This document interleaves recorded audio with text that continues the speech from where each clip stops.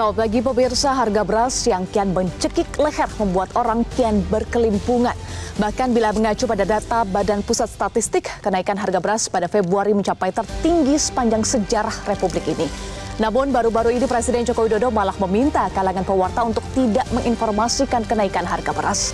Presiden meminta untuk mengecek harga beras di Pasar Induk Cipinang dan Pasar Johar. Padahal Indonesia tidak sebatas Pasar Induk Cipinang dan Pasar Johar. Inilah editorial Media Indonesia edisi Sabtu 2 Maret 2024 dengan tema Indonesia bukan hanya Pasar Cipinang. Bersama saya, Eva Wondo. Pemirsa, Anda juga bisa berpartisipasi dan berinteraksi melalui telepon interaktif di nomor 021-583-99100. Dan pagi hari ini telah hadir bersama saya, anggota Dewan Redaksi Media Group, Kania Sutisnawinata. Selamat pagi, Mbak Kania. Selamat pagi, Eva. Masih makan nasi? Masih makan nasi. Masih makan nasi ya, Mbak Kania. Kita alhamdulillah bisa makan nasi, Mbak Kania. Tetapi ternyata banyak masyarakat yang kesulitan. Masalah harga, masalah stok, itu menjadi masalah, Mbak Kania. Meskipun Presiden Joko Widodo bilang harga beras di Pasar Cipinang dan juga Pasar Johar aman. Tapi bagaimana dengan pasar yang lain, Mbak Kania? Nanti kita akan bahas ya. Dan kita akan mulai dengan headline Media Indonesia. Ada 3 headline yang akan kita bahas. Pertama, kita langsung bahas, Mbak Kania, desakan untuk hak angket semakin kencang. Ini ada di halaman 2 ya, Media Indonesia untuk hari ini edisi Sabtu 2 Maret 2024. Artinya suara publik makin menguat, mendesak penggunaan hak angket kecurangan pemilu di parlemen. Tetapi bagaimana dengan suara partai politik nih, Mbak Kania? Serius atau tidak sih untuk menggulirkan hak angket? Iya, kalau kita lihat desakan publik ya paling nggak yang kemarin ya yang kita pantau gitu kan, demonstrasi ada di mana-mana, ada di DKI Jakarta, ada di Solo, ada juga di Surabaya begitu ya. Kemudian menuntut gitu kejelasan soal hak angket. Walaupun sekarang ini memang DPR masih masa reses baru akan dimulai pada tanggal 5 Maret nanti. Tapi memang dituntut keseriusan gitu ya. Paling tidak desakan dari rakyat ini kemudian meminta agar partai politik gitu, karena kita dengar kan memang sudah ada usulan gitu untuk mengajukan hak angket, termasuk yang disuarakan oleh paslon 03 begitu, yang mengatakan bahwa ini adalah sesuatu yang bisa digulirkan di DPR. Nah, ini yang kemudian dituntut kejelasan dan keseriusannya gitu, menunggu bagaimana nanti pada saat 5 Maret dimulai apakah hak angket ini akan benar-benar diajukan atau tidak begitu ya. Walaupun dari PDIP sebagai inisiator partai, sebagai inisiator mengatakan bahwa saat ini mereka sedang berproses, sedang mempersiapkan, angket juga sedang dikomunikasikan lintas partai, katanya seperti itu. Begitu pula juga ada misalnya pendapat dari Mahfud MD yang mengatakan bahwa ia bukan bagian dari partai, tapi kemudian termasuk bagian yang termasuk orang yang juga akan memberikan masukan mengenai proses hak angket ini. Jadi kita tunggu saja bagaimana nanti ketika DPR memulai masa sidangnya pada tanggal 5 Maret. Kita nantikan keseriusan dari DPR terkait dengan pengguliran hak angket ini ya, hak angket terkait dengan kecurangan pemilu. Baik, kita bahas berikutnya headline Media Indonesia yang kedua, Kapolri didesak segera tahan Firly. Ini sudah 100 hari Mbak Kania terhitung Firly Bahuri sebagai tersangka sejak November, tapi belum juga ditahan. Meskipun kita tahu ya penahanan itu adalah hak dari penyidik ya untuk menahan tersangka atau tidak. Tetapi publik menanti dan mempertanyakan ini bagaimana nih kelanjutannya, Mbak Kania, terkait dengan proses hukum Firly Bahuri? Iya, tapi kalau menyambung tadi apa yang disampaikan oleh Eva bahwa ada syarat subjektif penyidik sesuai dengan KUHP, tapi dalam KUHP itu juga menyatakan pelaku kejahatan yang ancaman hukumannya di atas 5 tahun bisa dilakukan penahanan di tingkat penyidikan. Nah, kenapa kemudian itu tidak dilakukan? Itu kan pertanyaannya begitu ya. Dari ICW mengatakan mungkin saja ada konflik kepentingan gitu, ada relasi begitu yang kita ketahui antara Kapolda Metro Jaya begitu dengan Ketua KPK Firly Bahuri, mantan Ketua KPK. Nah, ini yang kemudian mungkin saja mempengaruhi proses berjalannya kasus ini yang dikatakan berjalan di tempat, tidak ada progres yang berarti. Bahkan dari Maki itu kemudian sekarang baru saja melayangkan gugatan pra-peradilan ke PN Jakarta Selatan terhadap Kapolri dan juga Kapolda Metro Jaya terkait dengan belum ditahannya mantan Ketua KPK Firly Bahuri ini gitu. Jadi ini sebagai langkah juga untuk menanti kepastian ya Mbak Kania dari proses hukum ini, karena di Kejaksaan Tinggi DKI Jakarta juga belum lengkap berkasnya, dikembalikan bahkan 2 kali ke penyidik di Polda Metro Jaya. Artinya lambat sekali nih jalannya Mbak Kania, untuk persidangan lambat, ditahan juga belum. Dan publik menanti. Dan status tersangka sudah 100 hari. Betul, status tersangka sudah 100 hari, tetapi seperti mandek Mbak Kania. Kita nantikan bagaimana kepastian dari kasus ini ya. Berikutnya kita bahas yang ketiga, headline Media Indonesia, ambang batas mesti pertimbangkan konsolidasi demokrasi. Ini pasca putusan Mahkamah Konstitusi ya, yang memutuskan ambang batas parlemen 4% sebagai konstitusional bersyarat yang mulai berlaku bagaimana dengan tujuan penyederhanaan partai politik dengan threshold atau PT 4% itu, Mbak Kania? Ya kan dikembalikan lagi ke pembuat undang-undang gitu ya, untuk menentukan ini akan seperti apa ke depannya. Tapi yang pasti sebagai penggugat Perludem begitu yang kemudian dikabulkan oleh MK mengatakan bahwa dalam perumusannya nantinya itu harus secara terbuka, transparan, akuntabel dan partisipatoris begitu ya. Karena pada kenyataannya dikatakan bahwa dengan penerapan PT yang terjadi justru malah meningkatkan suara terbuang dan juga menyebabkan hasil pemilu tidak proporsional. Ini kata Perludem begitu ya. Dari beberapa partai juga sudah menyuarakan begitu ya, kurang lebih bahwa yang namanya menyederhanakan partai yang ada di Indonesia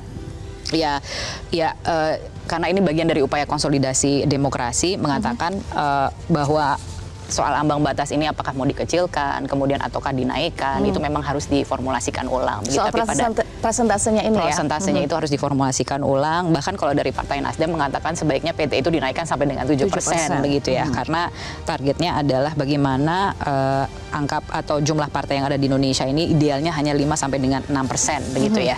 Tujuannya itu salah satunya. Kemudian juga dari PKS mengatakan yang hampir kurang lebih sama, membuat jumlah partai semakin sedikit, tujuannya party ID kian meningkat dan hubungan pemilih dengan parpol juga kian kuat begitu ya, kurang lebih seperti itu. Tapi juga ada usulan begitu dari Jerry Sumampo yang merupakan koordinator Komite Pemilih Indonesia yang mengatakan mungkin PT-nya dibiarkan 0%, tapi syarat untuk mendirikan partainya yang kemudian diketatkan gitu, sehingga membuat jumlah partainya juga otomatis berkurang. Nah ini yang masih akan didiskusikan ke depan, tapi yang pasti sudah dikembalikan lagi ke pembuat undang-undang untuk merumuskan seperti apa ke depan. Dan jangan sampai suara yang terbuang itu kemarin itu yang menjadi keluhan dari Perludem yang mengajukan gugatan ini begitu ya. Baik, artinya dikembalikan ke pembuat undang-undang. DPR juga tentu akan menindaklanjuti ya, bahkan dan paling tidak ada kepastian begitu ya, bahwa baru akan diberlakukan pada 2029 nanti. Ini penting ya, jadi bukan periodenya juga menjadi penting, tapi 2029 ya. Baik, itu adalah 3 headline Media Indonesia untuk hari ini. Kita bahas editorial Media Indonesia Sabtu 2 Maret 2024. Kita bahas beras sudah berkali-kali ya, Mbak Kania. Ini minggu kedua ini, Sabtu kedua kita membahas soal beras ya. Iya, karena beras adalah kebutuhan pokok, tetapi kita semua makan nasi. Iya, kita makan nasi, stoknya dipertanyakan, harganya juga dipertanyakan, bahkan disebut oleh BPS harga beras tertinggi sepanjang sejarah di Februari ini ya, 2024. Rata-rata harga beras. Iya, karena harga beras itu kan ada harga beras yang di tingkat grosir, ada yang di tingkat eceran dan lain sebagainya begitu. Nah, kemudian dari BPS ini sebenarnya catatannya hasil survei yang mengacu harga produsen beras dari 932 perusahaan penggilingan di 33 provinsi. Jadi bukan hanya dari 2 pasar begitu yang kemarin dijadikan acuan begitu oleh Presiden, tapi pada prinsipnya BPS kemarin baru saja merilis angka inflasi dan terbukti begitu bahwa beras itu penyumbang terhadap inflasi, dan ini sesuatu yang mungkin perlu diwaspadai karena kita baru mau akan masuk bulan Ramadan gitu ya.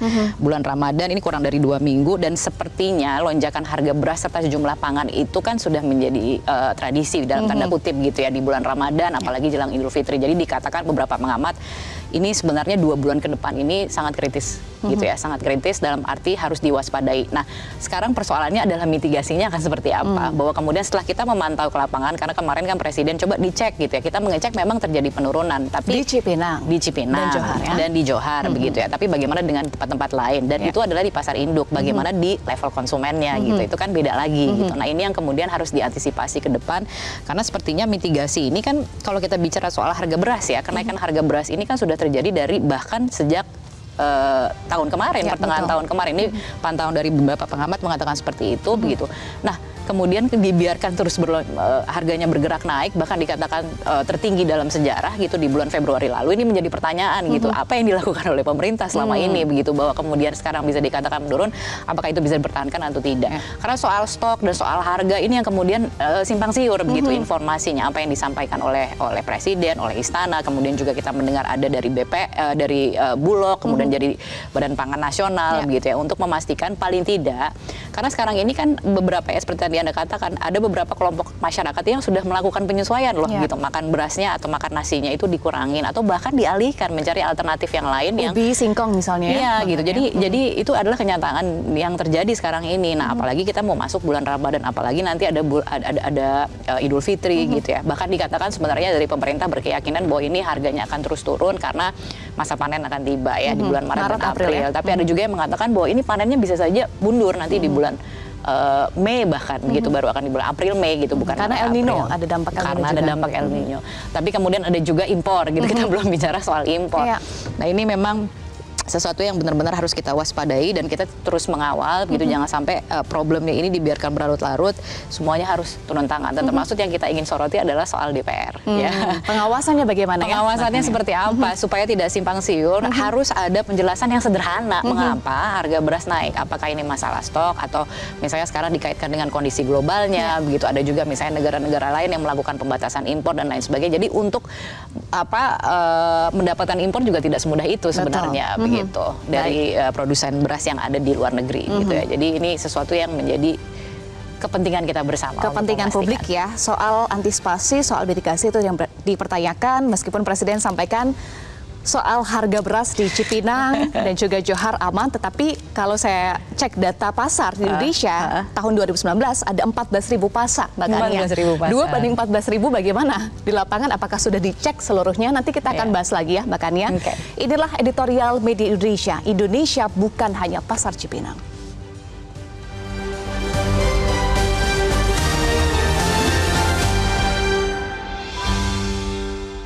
Indonesia bukan hanya pasar Cipinang.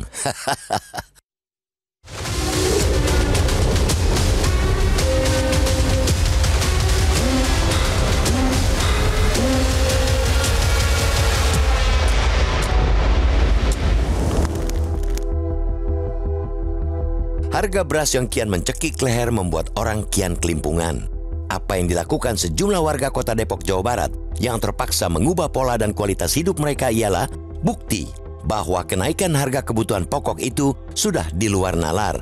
Mereka beralih dari mengonsumsi nasi ke singkong dan ubi rebus. Itu pun mereka makan tanpa kehadiran lauk pauk karena harga bahan pangan lain kini juga turut mahal. Mereka terpaksa sudah menyingkirkan angan-angan kenikmatan dari memakan nasi karena mereka harus mementingkan perut terisi. Sungguh ironis, apalagi mengingat mereka adalah warga negara yang hidup di kota yang berjarak hanya sekitar 30 km dari pasar induk Cipinang di Jakarta. Mereka menjadi korban dari harga pangan pada umumnya dan terkhusus beras yang tinggi. Bahkan bila mengacu pada data Badan Pusat Statistik atau BPS, kenaikan harga beras pada Februari mencapai tertinggi sepanjang sejarah Republik ini. Namun, saat para pewarta menanyakan bagaimana menurunkan harga beras yang masih tinggi, Presiden Joko Widodo pada Rabu 28 Februari meminta kalangan pewarta untuk tidak menginformasikan kenaikan harga beras. Dia meminta untuk mengecek harga beras di Pasar Induk Cipinang dan Pasar Johar, sebab Kepala Negara mengklaim setiap hari selalu mengecek kondisi harga beras. Di hari itu, harga beras di Pasar Induk Cipinang memang menurun sekitar Rp1.000 per kilogram. Baik untuk jenis beras premium maupun medium sudah mulai turun. Selain itu, pedagang memastikan stok masih aman. Akan tetapi, Indonesia tidak sebatas Pasar Induk Cipinang dan Pasar Johar. Bagi masyarakat yang hidup di daerah seperti Gresik, Jawa Timur, Pasar Gede, Klaten, Jawa Tengah, di wilayah Priangan Timur, Provinsi Jawa Barat, dan Batam, ternyata harga beras medium dan premium masih tidak semurah yang Presiden Joko Widodo kira. Warga di kota Palu, Sulawesi Tengah, juga masih harus mengurangi porsi makan harian mereka karena harga beras semakin mahal di pasaran. Penggelontoran beras stabilisasi pasokan dan harga pangan atau SPHP ternyata belum mampu menurunkan harga beras di tingkat konsumen. Dan bagi masyarakat yang hendak mengecek harga beras secara daring, laman infopangan.jakarta.go.id sedang perawatan server, alias masyarakat tidak bisa mengeceknya lagi. Publik tentu berharap pernyataan Presiden sebagai sebuah fakta, bukan ilusi.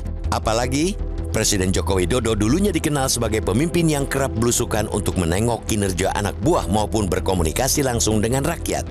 Dengan belusukan, Presiden Joko Widodo tentunya mempunyai informasi lapangan secara real.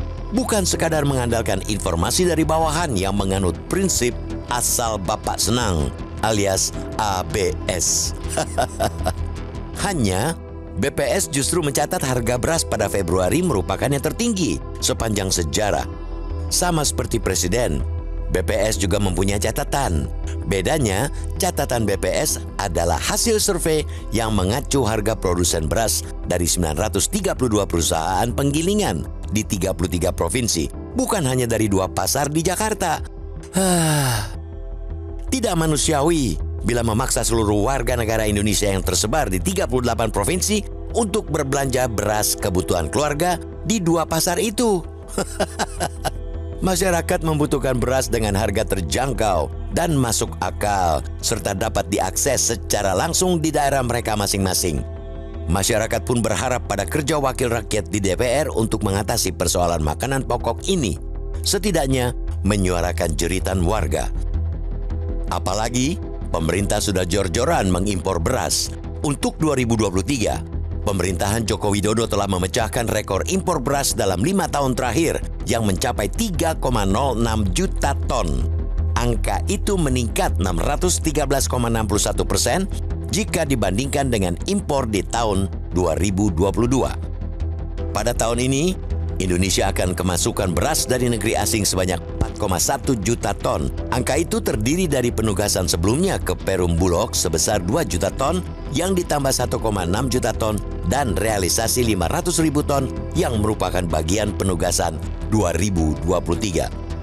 Bagaimana menyambung nalar dan logika kesulitan memperoleh beras dikala pemerintah gila-gilaan mengimpor?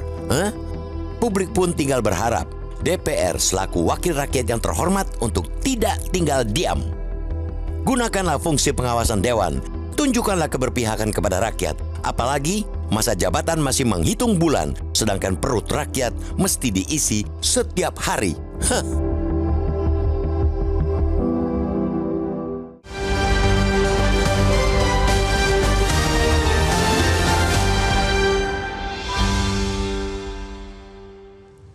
Pemirsa, Anda bisa berpartisipasi dan berinteraksi terkait dengan tema yang kami bahas hari ini. Indonesia bukan hanya pasar Cipinang. Kami tunggu partisipasi Anda melalui telepon interaktif di nomor 021 583 99100. Editorial Media Indonesia akan kembali usai jeda. Tetaplah bersama kami.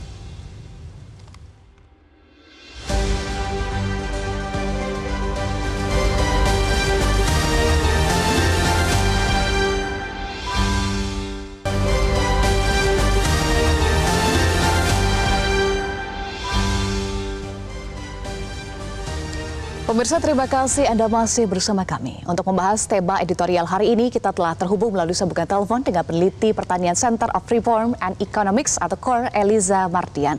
Selamat pagi Mbak Eliza. Ya, selamat pagi Mbak. Ya, dengan Eva dan Mbak Kania di studio. Mbak Eliza, Presiden Joko Widodo mengklaim harga beras turun dan stok beras aman di Cipinang dan juga Pasar Johar. Tetapi bagaimana dengan kondisi realnya di seluruh pasar di Indonesia? Mbak Eliza. Ya, jadi memang harga beras ini tuh di setiap daerah akan berbeda ya, karena kita kan ada perbedaan biaya logistik dan juga ketersediaan beras di setiap daerah tuh berbeda. Jadi ini yang menyebabkan disparitas harga. Nah, untuk harga beras nasional rata-rata nih, saya pantau dari pandangan harga Bappenas ataupun juga dari PPS-nya punyanya Bank Indonesia, itu harganya masih tetap naik Mbak, grafiknya nggak turun-turun secara rata-rata nasional ya. Mungkin untuk hanya pasar tertentu aja gitu, kayak Cipinang misalnya, itu yang turun, tapi secara nasional agregat itu masih aja tetap naik. Baik, harga beras tetap naik, nggak turun-turun. Hanya di Cipinang aja nih yang turun. Nah, bahkan menurut BPS, kenaikan harga beras Februari mencapai yang tertinggi sepanjang sejarah.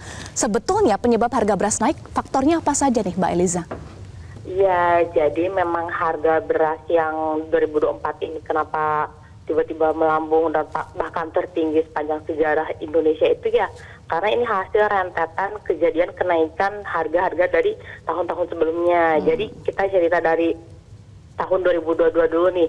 Jadi waktu itu kan pemerintah ada kebijakan pengurangan BBM subsidi ya per September 2022. Nah, biaya produksi pada tahun 2022 itu udah mencapai 4.500, naik 5.600, sorry salah. Yang 2022 itu 5.600. Tahun 2019 itu hanya 4.500. Nah, jadi memang ada kenaikan biaya produksi gara-gara kenaikan harga solar. Nah, jadi 3 September ini BBM harganya naik. Nah, terus ini kan dampaknya ke peningkatan biaya produksi, distribusi, dan upah tenaga kerja. Nah, tahun 2023 diperparah dengan pengurangan subsidi pupuk dari pemerintah. Nah, terus juga ada isu El Nino kan, langsunglah mengerek harga. Nah, dan memang awal tahun itu biasanya secara siklus tahunan harga beras itu memang tinggi di awal tahun, di Januari Februari. Nah, namun akan melandai menjelang panen raya. Nah, panen raya kita kan sekarang mundur nih 1 bulan, jadi April. Nah, jadi memang kita seolah-olah kok nggak turun-turun ya, karena memang pertama dari siklus tahunan, kedua juga tadi rentetan kenaikan biaya produksi akibat kebijakan BBM per 2022 kemarin. Dan yang ketiga adalah tingginya demand, karena kita kan pesta demokrasi ya, itu serentak di beberapa daerah. Nah, itu biasanya kalau sedang kampanye atau sedang silaturahmi ke konstituennya itu tuh ada pembagian sembako seperti itu. Jadi memang demand-nya juga tinggi. Dan sebentar lagi kita menjelang Ramadan, ya semakin tinggi lagi lah permintaan untuk beras ini. Baik. Ya. Terkait dengan bansos, apakah juga memberikan dampak juga, Mbak Kania? Maksud kami Mbak Eliza? Ya, jadi kaitannya bansos dengan kenapa harga tetap sekarang masih stabil tinggi itu karena gini, karena pemerintah tidak punya keleluasaan yang besar untuk bisa operasi pasar karena berasnya itu udah disalurkan untuk bansos. Jadi saya perbandingannya begini, untuk bansos itu Januari sampai Februari 2024 kemarin pemerintah udah menyalurkan sekitar 330.000 ton. Itu untuk 22 juta penerima. Harusnya kan kalau misalnya 10 kilo per keluarga itu harusnya 220.000 kan. Tapi pemerintah realisasinya 330.000. Ada kelebihan 110.000 ton nih. Nah, ini entah kemana kan.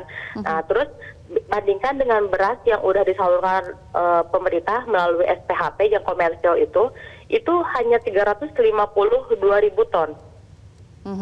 Jadi kan itu untuk 9% penduduk miskin misalnya ya 22 juta itu 330.000 ton. Sedangkan untuk yang SPHP itu juga 352.000 ton. Jadi memang nggak cukup nih untuk operasi pasar di berbagai titik di Indonesia. Makanya harganya tetap stabil tinggi ya, karena tadi kemampuan pemerintah untuk menyalurkan SPHP ini tuh nggak banyak karena udah tersalurkan untuk bansos. Demikian. Soal distribusi menjadi catatan khusus ya Mbak Eliza. Bagaimana dengan soal HET? Kan pemerintah juga menetapkan HPP dan juga HET untuk beras. Apakah ini sudah tepat HET-nya? Ya, HET ini tuh memang kadang kurang responsif ya terhadap perubahan harga. Nah, jadi memang terkadang kita menemukan HET harga real dibeli oleh masyarakat itu berbeda dari HET-nya gitu. Nah, yaitu ya karena memang tadi pemerintah seharusnya udah mempertimbangkan ada biaya logistik tiap daerah dan juga ada harus responsif terhadap inflasi. Jadi memang seperti misalnya harga gabah aja, HPP gabah misalnya, itu pemerintah per tahun 2023 kemarin itu mereka menargetkannya 5.000 per kilo gabah kering. Padahal secara biaya produksi aja udah 5.600, berarti kan nggak real kan. Nah, begitu juga dengan HET beras gitu, HET-nya sekitar 14 ribuan. Nah, sekarang udah mencapai 16 ribu gitu harganya. Jadi memang ya karena itu tadi ada perbedaan biaya produksi dan biaya logistik di setiap daerah. Jadi sehingga HET seringkali itu tidak membuat harga serentak di Indonesia itu sama, nggak bisa. Baik. Mbak Eliza, masa panen kan diprediksi Maret dan juga April ya. Nah, tetapi juga ada rencana pemerintah untuk impor beras yang kembali dilonggarkan. Nah, bagaimana dampaknya kebijakan ini terutama untuk petani? Ya, ini sekarang aja harga gabah udah turun ya Mbak, udah turun drastis. Misalnya di Jawa Timur itu dari sekitar 7 ribuan jadi 6.500 gitu. Di Jawa Barat juga demikian, udah turun, di Sumsel juga sama. Nah, karena ya itu tadi isu impor, terus juga padahal kita kan belum panen serentak ya, ini harga gabah udah anjlok aja nih 500 rupiah gitu kan. Nah, jadi memang isu impor ini tuh akan membuat di petani itu tuh terasa sekali gitu. Apalagi kita mau panen raya, tiba-tiba pemerintah impornya masuk, wah itu bisa-bisa kita terjadi lagi kayak tahun 2018. Harga gabah langsung anjlok banget kan dalam. Nah itu kan yang rugi petani, kasihan gitu. Petani padahal 2 tahun lalu itu petani itu udah merugi Mbak selama 2 tahun berturut-turut usaha pertaniannya. Tahun 2021, 2022, nah 2023 ini tertolong karena harga gabah terkerek mahal gara-gara ada aksi pembelian besar-besaran oleh korporasi ya. Jadi harga gabah itu terkerek bisa sampai 6.000 dan 7.000 waktu itu, dan juga karena El Nino juga, jadi harga gabah naik. Nah makanya nilai tukar petani itu meningkat seperti itu tahun 2023. Jadi kapan Mbak Eliza waktu yang tepat bagi pemerintah untuk mengimpor beras? Nah jika tujuan impor itu untuk menambah kekurangan produksi dalam negeri, harusnya ya setelah panen raya, karena panen raya ini tuh kita bisa estimasi, karena panen raya ini tuh berkontribusi 60% terhadap total produksi nasional. Nah jadi kan pemerintah bisa menilai nih ini kurang atau lebih ya. Nah ini kan bisa idealnya tuh ditentukannya bulan Agustus. Jadi kita bisa menentukan untuk impor itu di bulan Agustus setelah kita tahu nih selesai panen raya. Nah, kalau pemerintah kan berbeda ya. Impor 2024 tapi ditentukannya udah sejak 2023 gitu. Dan keputusan impor pemerintah ini juga cenderung tidak berbasis data kebutuhan. Contohnya misalnya waktu tahun 2023. Kita gara-gara El Nino kemarin BPS merilis ternyata kita hanya turunnya 440.000 ton. Nah sedangkan kita impornya sampai 3 juta ton lebih. Nah berarti kan nggak sesuai tuh, ada kelebihan impor. Sehingga ini membuat stok awal tahun kita sangat-sangat baik kan, di angka 7,4 juta ton menurut Bappenas. Nah tapi ternyata udah kelebihan impor pun tidak membuat harga beras kita menjadi turun, bahkan terus naik. Nah, berarti kan ini ada persoalan di distribusi nih, gitu. Baik, Mbak Eliza. Ya. Nah, bagaimana dengan produksi beras yang saat ini terus-menerus menurun? Padahal kan seharusnya produksi beras bisa diperbaiki ya. Bagaimana Anda melihat keseriusan pemerintah untuk bisa meningkatkan produksi beras saat ini?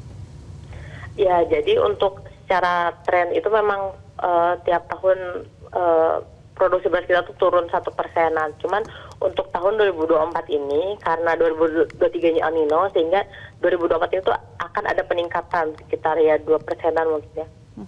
Nah jadi memang karena iklimnya udah kondusif. Nah cuman secara agregat tadi kita trennya terus cenderung turun kan sejak 2018 langsung turun. Nah itu tuh penyebabnya karena pemerintah kurang memperhatikan nasib kesejahteraan petani, karena bagaimanapun El Nino itu tuh maksudnya iklim itu tuh bukan faktor penentu utama yang menyebabkan produksi, tapi lebih ke tingkat kesejahteraan petani. Misalnya aku tadi yang cerita terkait tahun 2021-2022, padahal itu kan kondisi iklim membaik ya, La Nina. Nah, tapi kok produksinya sama kayak seperti waktu El Nino tahun 2019. Nah, karena tadi tahun 2021 dan 2022 kesejahteraan petani itu nilai tukar petaninya itu mencapai 98,5 alias rugi. Jadi karena usaha tadinya rugi, petani nggak termotivasi untuk menanam, untuk ekspansi usaha. Nah, jadi ini yang menyebabkan produksi beras kita itu terus turun ya, karena kesejahteraan petaninya itu tidak diperhatikan. Ketika petani merugi, pemerintah nggak hadir. Intervensinya apa? Nggak ada nih untuk misalnya untuk membeli harga gabah. Nah, buktinya HPP, harga pembelian pemerintah untuk gabah aja masih tetap di 5.000. Petani akan jual rugi dong kalau kita menjualnya 5.000 per kilo, padahal biaya produksinya aja per kilonya udah 5.600 kan. Nah, jadi memang pemerintahnya memang tidak hadir. Kalau misalnya pemerintah ingin meningkatkan produksi, ya tingkatkan dulu kesejahteraan petani. Dan harusnya nilai tambah pertanian itu banyaknya di petani. Nah, tapi kan petani kita price taker ya, jadi harganya ditentukan oleh bandar, yang mana itu bisa saja ada permainan juga di situ. Gitu. Artinya ini mempengaruhi distribusi ya, Mbak Eliza? Betul sekali. Oke, ada tadi masalah distribusi itu, lalu solusinya harus bagaimana terkait dengan distribusi dan juga tata kelola beras nasional?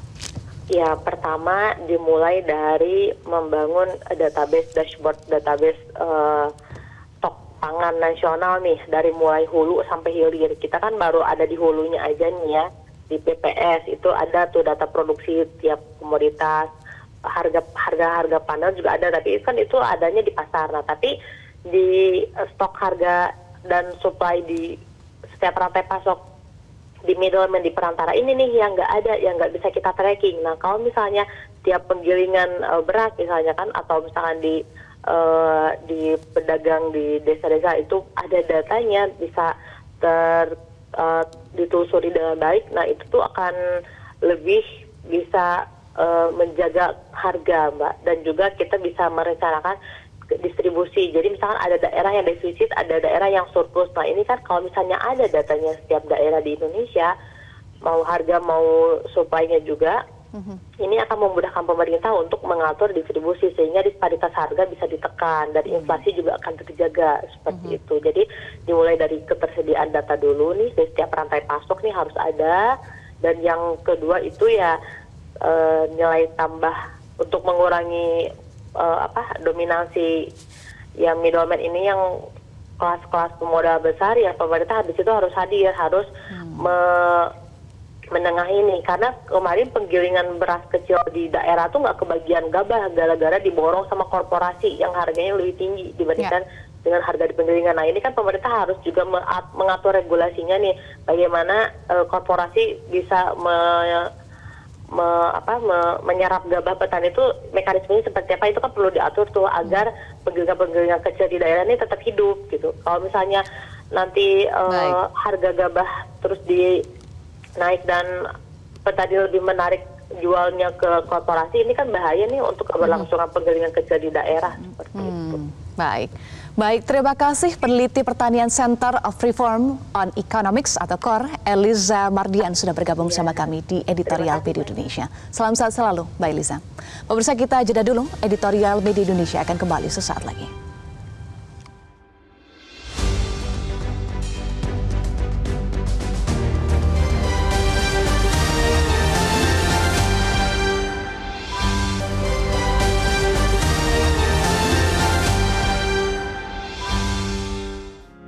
Media Indonesia mengajak Anda untuk mengakses fitur premium e-paper. Dengan sajian konten berbasis intelektual dan meneguhkan kebangsaan, Media Indonesia tampil dengan lebih dinamis melalui e-paper Media Indonesia yang dapat Anda akses kapan saja, di mana saja. Caranya mudah, download aplikasi Media Indonesia di Android atau ketik link e-paper.mediaindonesia.com atau bisa scan QR code pada layar kaca Anda. Klik tab e-paper di bagian samping layar tablet Anda, daftarkan data diri, serta pilih paket berlangganan e-paper Media Indonesia sesuai dengan kebutuhan Anda. Nikmati juga bonus spesial tambahan 4 halaman rubrik fokus setiap hari. Semua bisa Anda dapatkan hanya di e-paper Media Indonesia. Untuk informasi lebih lanjut, hubungi customer service di nomor 0811 1201 2018 atau kunjungi media sosial @Media Indonesia. Media Indonesia, referensi bangsa. Pemirsa, terima kasih Anda masih bersama kami di Editorial Media Indonesia. Pemirsa dan Mbak Kania, saat ini sudah tersambung sejumlah penelpon. Kita langsung sapa saja ya. Pertama, Pak Edward dari Curug Bengkulu. Selamat pagi, Pak Edward. Selamat pagi Mbak Eva, selamat pagi Mbak Kania. Selamat pagi. Silahkan Pak Edward. Saya informasikan dulu, kebetulan saya pedagang grosir beras untuk daerah saya. Saya ngambil beras dari Lampung, dari Blitar, dari Pati, dari Kudus, dari Demak. Biasa saya ngambil beras dari sana. 2 bulan terakhir, itu tidak ada pengusaha pabrik-pabrik beras daerah situ yang menelpon. Baru dalam minggu ini, dari Lampung sudah nelpon, berarti mereka sudah mulai produksi. Nah, dilemanya begini Mbak. Kenapa beras itu kurang dalam peredaran? Ya tadi kan sudah disampaikan oleh pembicara yang pertama, hostnya tadi, ada El Nino berdampak, peralihan fungsi lahan, sudah itu peralihan dari kegiatan petani. Di daerah saya sewaktu beras murah, itu petani tidak nanam padi Mbak, mereka nanam palawija karena rugi. pupuk mahal, biaya produksi tinggi. Sudah itu peralihan lahan, pertumbuhan penduduk luar biasa. Daerah saya itu lumbung padi untuk daerah Rejang Lebong, untuk Bengkulu itu termasuk lumbung padi Rejang Lebong ini. Tapi sekarang untuk daerah Curup aja, untuk daerah Rejang Lebong aja mereka kekurangan. Kenapa? Perumahan banyak berdiri karena pertumbuhan penduduk yang luar biasa, sedangkan lahan persawahan sebatas itulah, nggak ada pencetakan sawah baru. Nah, dilemanya, di satu sisi harga beras murah, rakyat senang, petaninya ngeluh. Beras mahal, rakyatnya yang ngeluh. Nah, ini pemerintah harus pandai-pandai menitibui ini supaya semuanya teratasi. Sekarang terasa beras sudah mulai turun. Selama ini dari Lampung itu menawarkan dengan harga 14.000 per kilo beras medium. Sekarang sudah bisa 13.500, mereka sudah mau kasih. Berarti ada penurunan 500 perak. Kalau beras Bulog yang didistribusikan Bulog itu sangat murah, Mbak. 11.500. Sayang distribusinya sekarang dikurangi. Kami yang biasanya setiap mitra mendapat jatah 2 ton, 4 ton 1 minggu, itu cuma dikasih 1 ton, 2 ton 1 minggu sekarang 2 kali kan. Hari Senin dan hari Jumat itu cuma 2 ton. Sehingga masih banyak pedagang-pedagang yang memanfaatkan kemahalan beras ini dengan menjual harga tinggi. Mereka tidak menjual dengan harga head, mereka menjual dengan harga di atas head, ya di atas head sedikit lah, karena ya memang itulah kondisinya karena berasnya agak sulit. Nah, kita minta pemerintah terus mengawasi agar distribusi supaya harga ini stabil, distribusinya tetap lancar. Kami malahan dulu waktu mendapat jatah 2 ton kami menjual di bawah harga head. Harga head itu 5 kilo 57.500, kami jual dengan harga 57.000. Ya itu tadi karena persaingan ya. Nah sekarang kita harapkan ini pemerintah memikirkan itu. Memang banyak dampak food estate gagal, ya ini mestinya dikaji. Kenapa? Karena di daerah timur situ unsur haranya kurang. Inilah tugas akademisi meneliti untuk menambah unsur hara supaya pertambahan lahan pertanian ini bertambah. Kalau sekarang ini peralihan fungsi lahan ini nggak luar biasa, Mbak. Jumlah penurunan penduduk kita luar biasa, lahannya masih begitulah, sehingga daerah saya itu daerah sawah, dulu lumbung padi, itu jadi perumahan semua. Kalau harga saya jamin, kalau stok barang banyak. Sekarang sudah mulai dari Lampung, dari Belitung, dari mana itu nelpon ke kita untuk menawarkan beras. Tapi mereka sudah mulai panen. Harga sudah mulai turun. Mudah-mudahan darah petani dengan rakyat itu ketemu titik temu. Tidak ada yang merasa sangat dirugikan. Ya. Terima kasih. Terima kasih. Terima kasih Pak Edward dari Curup Bengkulu. Berikutnya Pak Ondo Selitonga dari Bekasi, Jawa Barat. Selamat pagi Pak Ondo. Selamat pagi Bu Eka Wondo, selamat pagi Bu Kania. Silakan Pak Ondo. Iya, saya nggak akan terlalu teknis seperti yang barusan ya. Saya mendengar di Depok itu sudah beralih jadi makan singkong, mirip singkong rebus, mirip sekali ya. Atau harga beras termahal di sepanjang sejarah ini mungkin menjadi salah satu latihan makan siang gratis ya. Makan siang gratis artinya siang nggak makan, makan malam doang gitu loh ya. Jadi mungkin bagian daripada itu. Saya setuju Indonesia itu terdiri dari 38 provinsi. Jadi kurang tepat kalau kita cuma lihat harga beras itu di Cipinang atau di Johor ya. Di kampung saya di Cipahutar itu dan di kampung istri saya Said Nihuta Tarutung itu harganya tetap saja nggak seperti di Cipinang. Jadi saya mengharap ini supaya pemerintah serius. Kalau kita mengharap DPR melakukan fungsi pengawasannya susah juga. Mereka sedang sibuk urus-urus suara mereka. Jangan-jangan mereka nggak goal gitu untuk berikutnya. Mengharap menteri juga sulit, mereka sedang sibuk cari muka ya. Ada juga yang sedang sibuk untuk mengadakan simulasi makan siang gratis. Jadi apa sih di negara lain ada dampak El Nino tapi nggak separah kita. Mungkin negara kita sedang nunggu El Shaddai kali ya, artinya Tuhan Maha Kuasa ya. Segeralah dimitigasi agar tidak terjadi inflasi. Ingat bulan depan itu kita sudah Idul Fitri. Terima kasih. Ya, bulan depan sudah Ramadan ya, Pak Ondo. Terima kasih Pak Ondo Selitonga dari Bekasi, Jawa Barat. Berikutnya Pak John Veto. Ya. Ya, silakan Pak John. Iya, selamat pagi Mbak Eva, selamat pagi Mbak Kania. Salam sehat selalu. Pagi Pak John. Ya. Ini yang dibedah pagi hari ini yang agak kaget juga kita. Indonesia bukan pasar Cipinang ya. Jadi beras ini. Di beras ini dalam kebelakangan ini lebih pada jadi viral dia. Lebih ini yang dibahas di mana-mana saya, karena kita yang dikonsumsi oleh kita memang 99% itu memang beras. Ya begini. Dampak dengan mahalnya harga beras ini yang paling terdampak itu ya masyarakat kita yang sekarang menghadapi bulan suci Ramadan nih Mbak kan ya. Mbak Eva ya. Jadi ini tidak akan, ya saya yakin tidak akan turun memang di pusat, di Cipinang, di apa tuh, di turun, tapi ke bawahnya bagaimana nak turun deh, karena kita berasnya beras impor, ya, bukan produk petani kita. Baik. Nah, betul juga kata apa dari Pak Ondo, apa yang dari Pak Edward dari memang betul. Kalau di Bengkulu mungkin bisa. Nah, lagi lahan untuk pertanian itu memang jauh berkurang sekarang. Jadi ini pemerintah harus betul-betul harus cawe-cawe di sini. Ini baru satu beras saja yang kita bahas ini. Ya, Baik.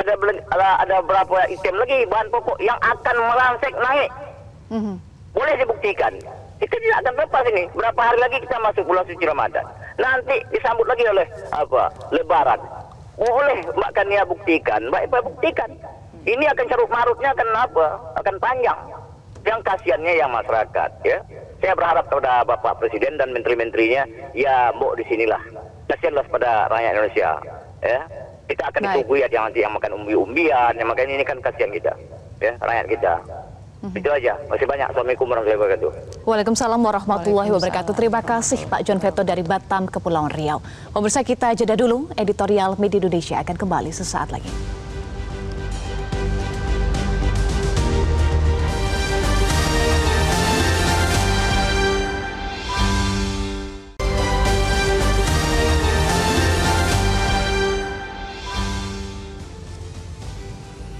Anda kembali bersama kami, pemirsa dan Mbak Kania. Tadi kita banyak sekali mendapatkan insight ya dari Mbak Eliza terkait dengan permasalahan beras. Ternyata banyak sekali Mbak Kania, dari produksi, distribusi, sampai regulasi. Dan itu juga diaminkan oleh para penelpon ya.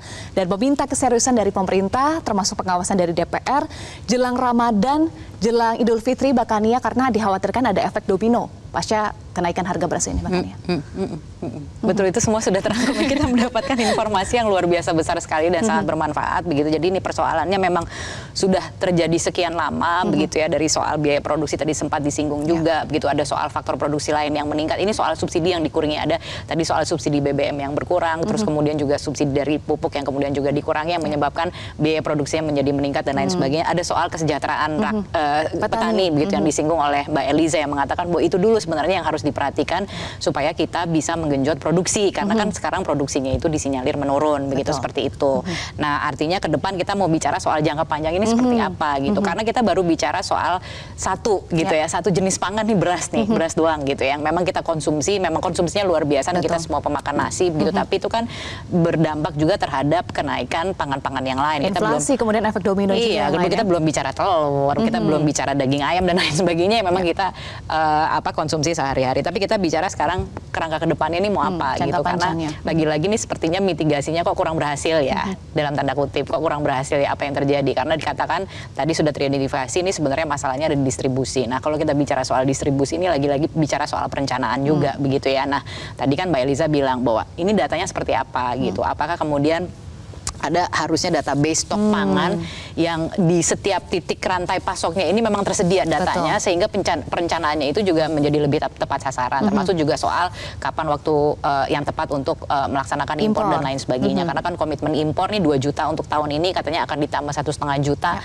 ada sisa 500.000 dari yang kemarin dan lain sebagainya begitu. Jadi harus dipastikan juga jangan sampai ada yang merugi dalam hal ini petani gitu. Lagi-lagi ujungnya adalah petani begitu. Nah, jelang panen raya apalagi ya Mbak Kania? Jelang panen raya. Nah, soal iklim tadi kan, iklim soal El Nino dan lain sebagainya ini kan juga terjadi di negara lain. Mengapa kemudian rasanya itu kok di Indonesia dampaknya itu lebih luar biasa dalam tanda kutip gitu. Apa tidak ada antisipasi dan mitigasi sebelumnya? Nah, itu yang menjadi pertanyaan. Nah, sekarang kita bicara kerangka jangka panjangnya soal ketahanan pangan gitu. Sebenarnya ini kan sudah dianggarkan, bahkan sudah ditetapkan targetnya itu apa saja untuk tahun 2024, termasuk juga meningkatkan ketersediaan beras nasional menjadi 46,84 juta ton. Ada soal bawang merah juga 850.000 ton bawang putih dan kemudian cabai dan lain sebagainya. Juga menargetkan lagi-lagi food estate terbangun di Kalimantan Tengah begitu, ada 61.400 hektar yang katanya akan segera dibangun. Nah ini kan tujuannya sebenarnya untuk mencapai ketahanan pangan gitu. Nah tadi kan sempat disinggung juga soal food estate, hasilnya apa gitu. Nah tapi kan sebenarnya kan tujuannya mulia nih begitu. Karena kita tahu nih sekarang kita punya permasalahan yang begitu besar dan lagi-lagi memang harus dicari titik keseimbangan yang benar-benar tidak merugikan gitu ya untuk baik semua petani pihak maupun publik ya. Betul, di sisi konsumennya juga harus jaga harga berasnya, tapi juga jangan sampai petaninya merugi gitu ya, sehingga mereka juga motivasi untuk menanamnya jadi berkurang gitu. Lagi soal korelasi juga tadi sempat disinggung gitu. Jadi ini bukan permasalahan yang simpel gitu, dibutuhkan semua pihak dalam hal ini untuk benar-benar memikirkan gitu mitigasi jangka pendek dan jangka panjang itu seperti apa, termasuk menteri, termasuk DPR dan lain sebagainya. Presiden sudah mengatakan kan kemarin harga sudah mulai turun, tapi bagaimana menjaganya gitu ya, terutama kalau kita melihat nanti di bulan Ramadan juga jelang Idul Fitri kan ada konsumsi yang meningkat gitu. Jangan kemudian solusinya impor gitu, karena solusi impor itu belum tentu juga bisa menyejahterakan petani begitu ya. Jangan sampai kemudian perencanaannya meleset lagi gitu. Itu yang kemudian perlu kita waspadai bersama-sama, dan tentunya kita berharap pemerintah akan bisa segera mencarikan solusi terbaik untuk rakyat gitu yang katanya sudah ada yang mulai beralih. Ya kan? Pada kenyataannya di lapangannya seperti itu kan. Betul. Sudah ada yang mulai beralih konsumsi dari nasi ke Singkong, dan ubi lain sebagainya gitu. Jadi syukur alhamdulillah penelpon-penelpon kita kan juga dari seluruh Indonesia nih gitu ya.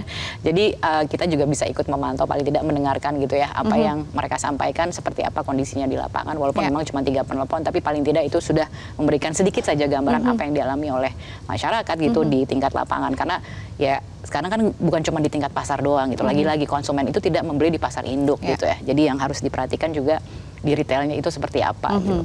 Ini bisa panjang nih kita kalau bicara soal ini ya. Baik, masih banyak yang harus diperhatikan, perubahan semuanya ya Mbak Kania, mitigasi, antisipasi, termasuk juga pengawasan. Fungsi pengawasan dari parlemen tentu kita nantikan ya. Karena minggu depan rencananya DPR ini akan meminta kejelasan terkait dengan mahalnya harga beras. Oke, kita tunggu kalau begitu. Kita tunggu. Ada hak angket, ada itu, ada itu juga ya. Baik, kita tunggu bersama ya Mbak Kania. Terima kasih terima sudah kasih. bergabung bersama kami di Editorial Media Indonesia. Pemirsa, publik pun tinggal berharap DPR selaku wakil rakyat yang terhormat untuk tidak tinggal diam.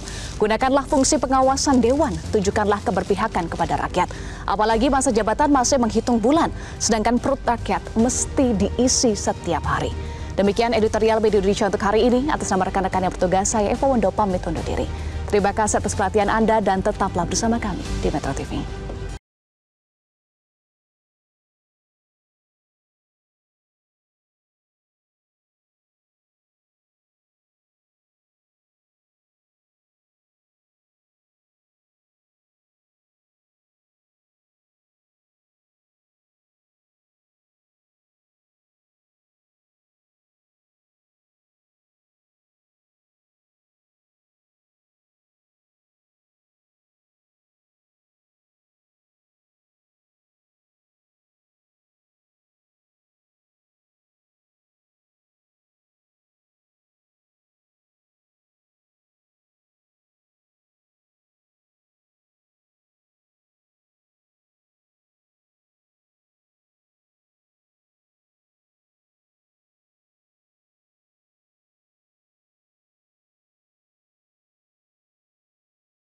Jelajahi cara baru mendapatkan informasi. Download Metro TV Extend sekarang.